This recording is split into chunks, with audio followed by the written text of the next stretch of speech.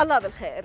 الهسبرة مستند ومشروع ومجهود دعائي يستثمر فيه كيان الاحتلال الإسرائيلي ملايين الدولارات لتأليب الناس وإقناعهم بالسردية الصهيونية والتأثير في الرأي العام والسياسة. هو ألف باء تبرير أعمال إسرائيل العدائية تجاه الشعب الفلسطيني وتسويقها ودعمها بحجة ما يسمى الدفاع عن النفس. ميكو بيلد الكاتب والناشط الأمريكي الذي ولد في فلسطين المحتلة لعائلة صهيونية مهاجرة من مؤسسي كيان الاحتلال دحض ويدحض سردية الاحتلال الكاذبة والزائفة، ودعا ويدعو إلى مقاطعة إسرائيل وفرض العقوبات عليها وسحب الاستثمارات منها. إسرائيل تدعي أنها الديمقراطية الوحيدة في الشرق الأوسط، فلماذا تعتقل المدافعين عن حقوق الشعب الفلسطيني؟ كيف تعمل الهسبرة على قلب الحقائق لترميم صورة كيان الاستيطان العنصري وسياساته المقيتة وتلميعها؟ هل خسرت إسرائيل معركة الرأي العام في الغرب؟ بدأ الكيان بالتحلل من الداخل، فمتى يكون السقوط المدوي؟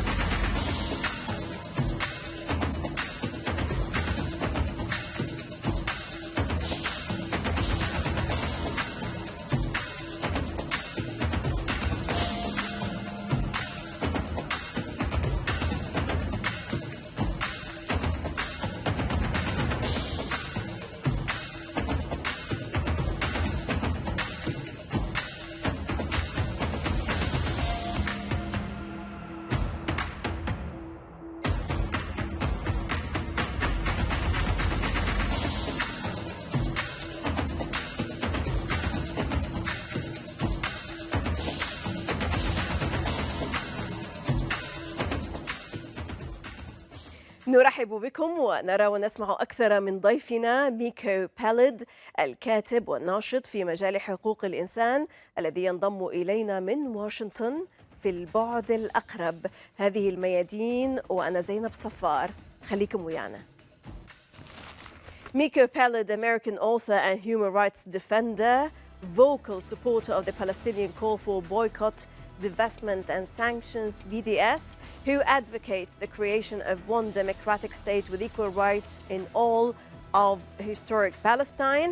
Peled has been arrested several times by the Israeli authorities for his activism in support of the Palestinians. Miko Peled, salam and welcome to Al Mayadeen. This is the Proximate Aspect and I'm Zainab Al-Safar. So good to have you, Miko. Wa alaikum assalam. Thank you. It's a pleasure to be with you. Pure pleasure to have you. Well, Hasbara handbook promoting Israel on campus is a reference that divulges how Israel's mindset operates.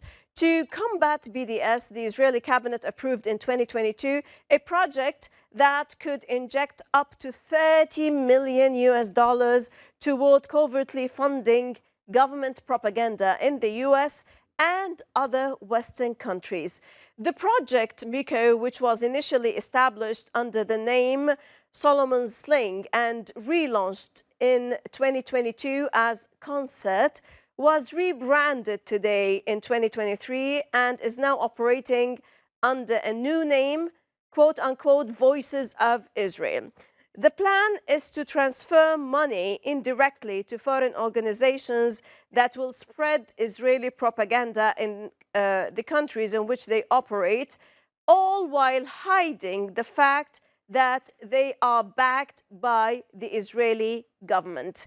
My question, Miko, did Israel lose the war for public opinion abroad to relaunch and rebrand a heavily funded plan to disguise its own propaganda behind the facade of foreign agents?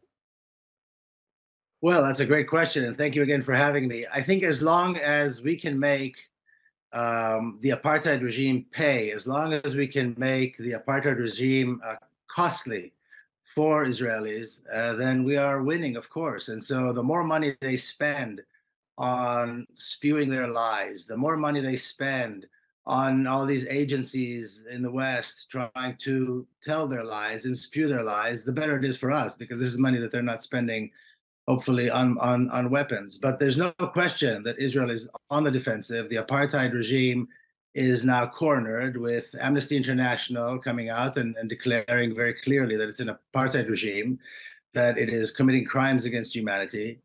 All they can do now is hope that the truth remains hidden. And it's very difficult to hide the truth when you're talking about Palestine, a Mhm. place which is the highest profile places in the world. Hasbara is a public diplomacy technique, Miko, which links information warfare with the strategic objectives of Israel. How does Hasbara turn the facts around to restore and polish the image of this racist settlement entity and its policies? Well, the king of Hasbara is, of course, the current prime minister, Benjamin Netanyahu, and he just wrote a book. Mhm.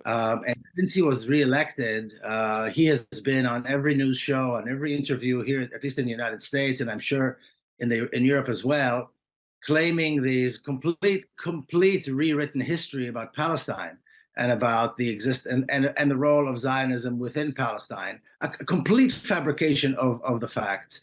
And the problem is that the journalists, the politicians in the West are afraid to challenge him.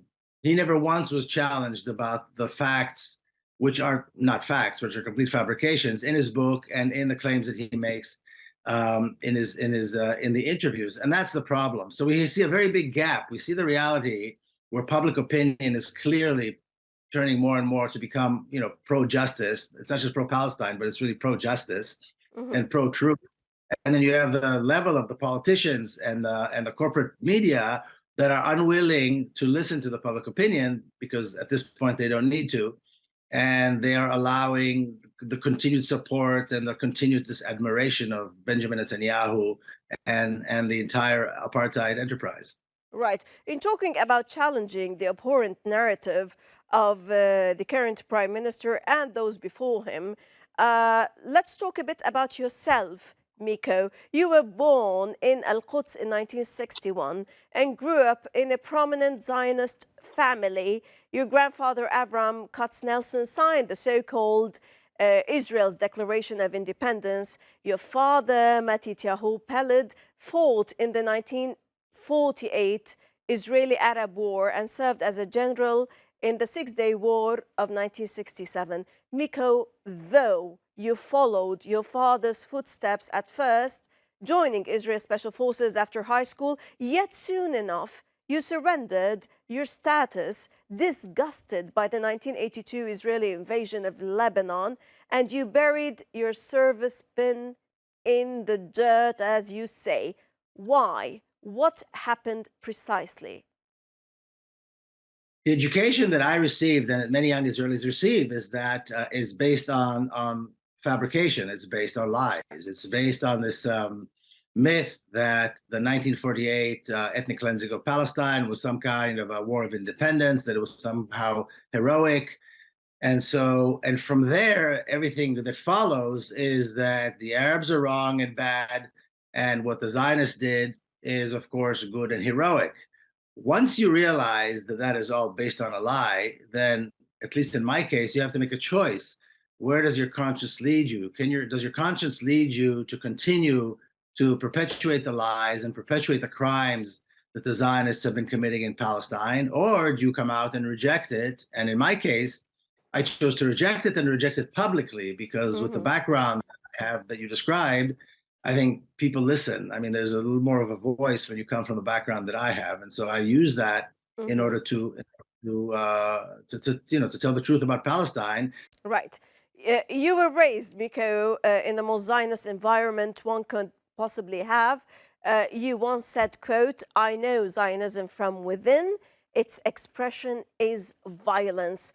How do you define Zionism? what is the real story of Zionists in Palestine, the story and narrative that Western mainstream media deliberately tries to hide? Well, it's quite simple, really. It's a racist, violent ideology that produced a racist, violent political entity, which is the so-called State of Israel, the apartheid State of Israel. That is, so it's very, very simple if we want to keep it short. The entire ideology behind the State of Israel, the entire Zionist ideology, is a racist, violent ideology. It's Eurocentric, which means that people who are not European don't count and they can be killed and their land can be taken and so forth. And that's precisely what's been happening. I think what we see today in the Western world, in the Western governments, from the US president all the way to prime ministers throughout Europe and so forth, where they have no shame in standing up and saying, I am a Zionist and we support Zionism. Whereas the EU commissioner recently said that Israel is some kind of a miracle and a wonderful thing. These people are associating themselves with the worst kind of racism, with the worst kind of brutality, and their constituents must let them know. Their constituents must stand up and demand an end to this willingness to be associated with brutality and violence and racism. This is precisely what needs to end. Sure. Now, the Islamic Christian Committee, in support of Al-Quds and its sanctuaries, recently warned that the Israeli occupation is planning to turn the Bab al-Rahma prayer hall, which is part of the Al-Aqsa mosque compound, into a Jewish synagogue. And that's why it has been pounded recently, time and again. In its statement, the committee warned of a pre-planned Israeli maneuver to Judaize Al-Aqsa mosque. What is the real story of what is happening in Al-Aqsa today and the desecration by Israeli extreme settlers time and again, as we said, of this Muslim holy site? Why? And what is the story within? And what about the so-called Temple Mount groups? Well, this requires a little bit of background because the desire to build a temple to replace a so-called temple, I should say, to replace Al-Aqsa is part of the Israeli national identity. This has been part of Israeli identity going back, decades. I remember as a child singing songs, and I was raised completely secular, singing songs about the building of the temple. One day we shall rebuild the temple. And I grew up in a secular school in a secular society, a Zionist, of course. And so this has been going on for a very long time. And of course, the 1967 assault, Israel's assault against its neighbors, what's known as the Six-Day War, this was one of the key issues. And there's even, if you ask people, Israelis, what do they remember from the 1967 war? There's a sentence that was uttered by the commander of the forces who took Al-Aqsa in Jerusalem, where he said, Har Habayit biyadenu, the Temple Mount is in our hands. Mm-hmm. What does he care about the Temple Mount? He was not a religious man, but it is a national symbol. Mm-hmm. And the temple, like you said, the Temple Mount loyalists and all of these groups, many of whom are now part of the Netanyahu coalition, have been pushing to see this materialize, and they're very successful. And there's no question that the plan is not only to take Bab al-Rahma, I think that would be the first step, but the process that we saw in Al Khalil, in the Ibrahimi Mosque, in the Masjid Ibrahimi in Al Khalil, where gradually more and more and more of the mosque is taken by settlers, we are going to see the same thing. It's called the Hebronization of Al-Aqsa. And we're going to see the exact same thing happening, where more and more is taken from Palestinians and from the rights of Muslims to pray in Al-Aqsa. Complete disregard for the history, for the heritage, for the religious significance of the place, and to create more and more of kind of a Zionist, I don't want to say Jewish, but a Zionist entity, kind of a semi-religious place for the Zionist settlers to pray. It's a terrible process, and unless the world intervenes very forcefully, this process will not stop until it's catastrophic. When you say it like that, Miko, you are going to be accused, of course, and you have been accused by the Israelis of anti-Semitism for exposing Israel and Zionism. Tina Marinari from Amnesty International and Francesca Albanese, the UN Special Rapporteur, are also being accused of anti-Semitism, and dozens of others who defend the Palestinian rights. Anti-Semitism and anti-Zionism are not equivalent. Do you agree? Neither are they two sides of the same coin. Why every critic of the Israeli policies who highlights Israeli violations of Palestinian human rights and the illegal occupation of Palestinian land is branded and stigmatized as anti-Semitic? Well, the Hasbara organizations realized that the term anti-Semitic is very powerful. And so they created a whole campaign of weaponizing this term, weaponizing anti-Semitism. And so you're right. I mean, anti-Semitism is a form of racism, and Zionism is a form of racism. So fighting Zionism and fighting anti-Semitism is the same thing. Both people, if you oppose Zionism and you oppose anti-Semitism and you oppose all forms of racism, that is clearly the right stance. Supporting Zionism is supporting racism. It's as simple as that. But they are always in this process of finding new tools to justify what they do and to attack the people who are telling the truth about Palestine. So, so we are all called anti-Semitic and we are called all kinds of names. I think it's a small sacrifice to pay in order to tell the truth and stand with our Palestinian brothers and sisters. Right. Now, Palestinian detainee and martyr Sheikh Khadr Adnan, who became an icon of Palestinian resistance to Israeli detention policies, died while in detention recently after an 87-day hunger strike. The European Union called on Israeli authorities to investigate his death. Of course, that's nonsense of calls. And as usual, how pathetic just to call for that. How do you view, what's your sense of such horrendous acts by Israel and their message? Well, I don't think there's any question. The Sheikh Khadr Adnan, Allah yarhamoh, was a hero. He was a courageous. I don't think there's a more courageous act that one can take upon himself than a hunger strike, and he's done this 4 times, I believe. And there's nothing to investigate. He was on the verge of death, and they threw him in the cell and let him die. There's no other way to describe it but murder. In fact, it's a double crime because the first crime was arresting him in the first place under the what Israel calls administrative detention, where they detain people without charge, and that's precisely what he was protesting. And and other Palestinian prisoners were protesting as well through hunger strikes. But this is the first time that Israel actually murdered one, allowed one to go all the way to the death, and that's because in this particular government, the minister who's in charge of the prisons and in charge of this sort of thing, he wants to see Palestinian die and he doesn't care. But this is a watershed moment. The world needs to see this as a watershed moment. A great, courageous fighter was murdered in the worst possible way, trying to stand up, and he wasn't standing up for anything huge. He was standing up for the principle of stopping the administrative detention, stopping the detention of Palestinians without charging them. Sure. He wasn't asking for the world, he was asking for justice.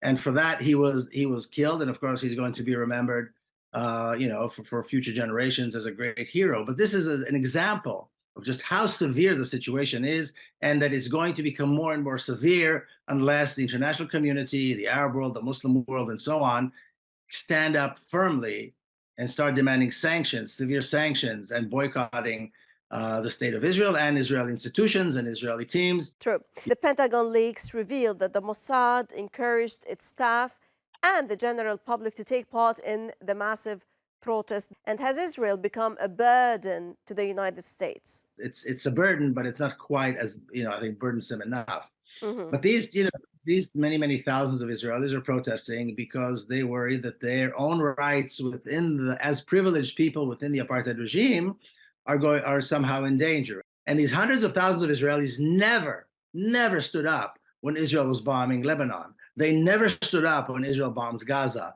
They never stand up when Israel is bombing in Syria. They only stand up when it has to do with some kind of a risk to their own privilege. Right. Could and would those new challenges from within constitute the solid justification, Miko, for dismantling the entity? As Israeli media reported, are we witnessing the beginning of the collapse of Israel from within?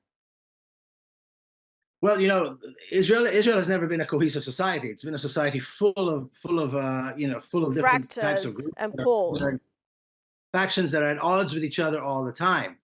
What we're seeing now, yes, now what we're seeing now is the beginning of the expression of how this is being torn apart. And I know Netanyahu and his government are probably going to try to throw them something to appease them. Nobody knows how it's going to end. But what is very clear is now we are seeing these tensions between the different factions within Israeli society. And of course, anybody who cares for justice wants to see the dismantlement of the apartheid state and to see it replaced with a real free democratic Palestine. Right. Also today, a succession of events that started in Barcelona in Spain last February before moving to major cities in Belgium and Norway in April has sent a strong message to Israel. The Palestinian boycott, divestment and sanctions BDS movement is alive, well and kicking. Why are major European cities today rejecting Israeli appetite, Miko? You know, this is the process. The process is that step by step, city by city, province by province, eventually country by country, Israel is going to be sanctioned, and Israeli groups, anybody who represents Israel will feel what it's like to be on the other side of a boycott. I think it's high time for that. I mean, I wish this happened, 10, 20 years ago, but of course it's better late than never. But like you said, the process of solidarity with Palestinians, the process of understanding where the world stands in relation to Palestine, in relation to Palestinians, is becoming more and more clear. And as we see politicians who are more aware on the local level, like you said, on the city level and on a county level, then we are going to see more and more of this. I don't think there's any question. And it was very similar to what happened with South Africa, apartheid in South Africa, where it began small until eventually entire states began to sanction and impose boycotts. But today, I think it's very difficult. One of the worst jobs in the world is to be a diplomat representing Israel. I can't imagine a more despicable job, and a job where you are hated more than to be an Israeli diplomat in Israel. Is Israel finding it harder to push its racism and propaganda, and consequently its Hasbara in the US today? Yes and no. And so we have this is still an ongoing struggle between, like you said, the solidarity around the world for Palestinians and the politicians, and even everyday citizens who do not understand why boycotting or sanctioning Israel is necessary. So we still have a lot of work in front of us to explain and to demonstrate why we are calling to boycott, why we are calling to sanction, why Israel is a criminal entity that needs to be shunned and treated like a pariah. Right. What's your message today to the Palestinians, Miko? Well, my inspiration comes from Palestinians, from my Palestinian brothers and sisters who are out there fighting every single day, existing every single day, everywhere from the Naqab in the south to Al Jalil in the north, from Lid, Ramle, and Yafa on the coast, all the way to the people who reside on the Jordan River Valley by the Jordan River. Palestinians are fighting every single day, and yet at the same time, they send their kids to school. They dream of a future. They plan a future. They work as hard as they can.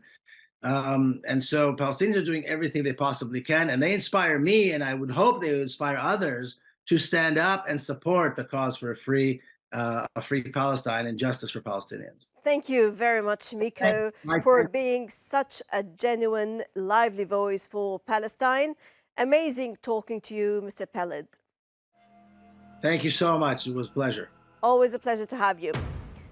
لعل مشهد طرد السفيرة الإسرائيلية شارون بارلي مع زملائها من حفل افتتاح قمة الاتحاد الأفريقي في أديس أبابا في أثيوبيا في شباط فبراير المنصرم بات مشهدا تاريخيا، إذ تحولت تلك اللحظة بالذات التي كانت لتتويج 20 عاما من الدبلوماسية الإسرائيلية في القارة الأفريقية في بضع ثوان إلى رمز لفشل وجود الكيان الإسرائيلي في أفريقيا، حيث أوضحت الدول الأفريقية أن قرار تعليق عضوية إسرائيل هي مسألة مبدأ. لعله الموقف المبدئي نفسه لميكو بيلد الذي يؤمن كما كثيرون بأن هذا الجيل بأكمله سيحكم علينا من خلال موقفنا من فلسطين، وأننا جميعا نريد أن نكون في مكان عندما يسألنا فيه أطفالنا وأحفادنا أين وقفنا من هذه القضية، يمكننا الرد بأننا وقفنا في صف العدالة. ولعل بيلد يفهم ويقدر التجربة الفلسطينية، وهذا أمر نابع من تجربة حقيقية للواقع الفلسطيني ولفلسطين نفسها كدولة وكأمة وكثقافة. ولكن لماذا لا يزال البعض القريب منهم والبعيد معمياً عن هذه الحقيقة الراسخة؟ من كل الميادين سلاماً وتحية، في مان الله.